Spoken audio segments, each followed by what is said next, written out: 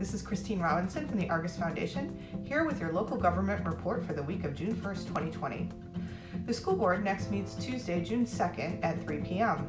On the consent agenda is an item to extend the investigation period of a property to purchase for a future school in Mid-County until June 17, 2020. Also on the agenda is a student progression plan that requires students at Pineview School to complete 17 academic credits at Pineview School's campus. This new plan would begin with the graduating class of 2025. This would mean that dual enrollment classes and online classes from a college or virtual school would not count to get a diploma unless those classes were taken on campus and taught by Pineview faculty. Sky Academy of Englewood, a charter school, has its renewal application on the agenda. The recommendation is that the application be renewed subject to the agreement that an exceptional student education or ESE audit will be conducted in the 5th year of the charter, and continuation of the charter will be based upon the school's compliance with Florida statutes and school board policy. The Superintendent Search Committee will meet by Zoom tomorrow, Tuesday, at 6 p.m. The hospital board next meets in a closed-door strategic planning session Thursday at 8 a.m. Their next regular meetings are Monday, June 15th.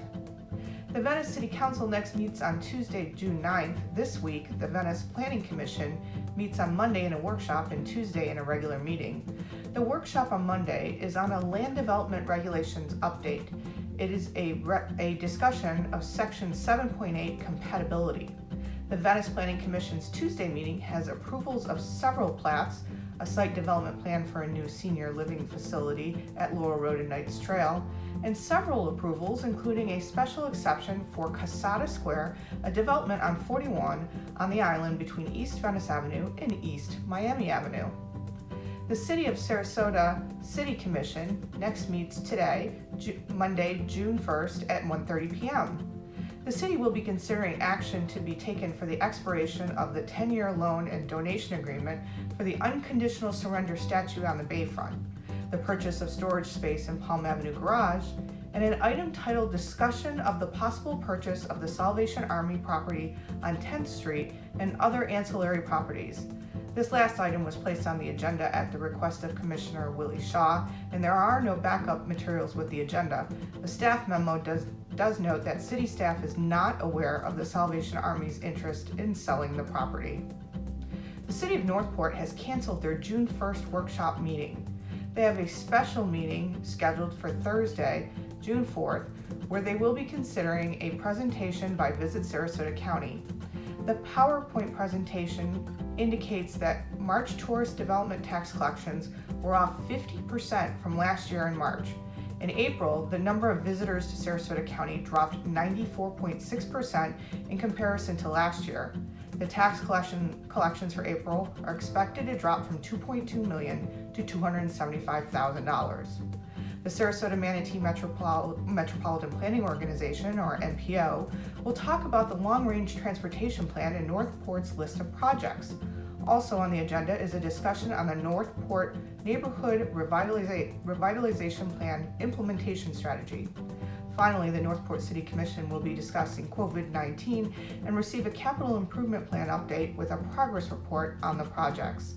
The Northport Planning and Zoning Board will also be meeting on Thursday. There was no agenda available at the time of video production. Finally, the Sarasota County Commission will be meeting on Wednesday, June 3rd in downtown Sarasota at 9 a.m. There are 55 items on the agenda. On the consent agenda is a $1.2 million agreement with University of Florida related to the Innovation Station, which is an engineering tech center. Also on the consent agenda is adoption of a resolution temporarily reducing permit fees by 25% in response to a Coalition of Business Association letter requesting the county adjust the fees to help businesses reopen from COVID-19. The Commission will be having a presentation on the long-range transportation plan by the Sarasota Manatee Metropolitan Planning Organization and taking several actions for a new fire station on Bee Ridge Road east of I-75. There will be a discussion on funding strategies for the Minnesota Key Beach Restoration Project and also several changes related to the Unified Development Code. That is the Argus Foundation Local Government Report for Monday, June 1st, 2020. Stay tuned to our Facebook and Twitter pages for updates, including posts with the Florida Governor's COVID-19 press conferences.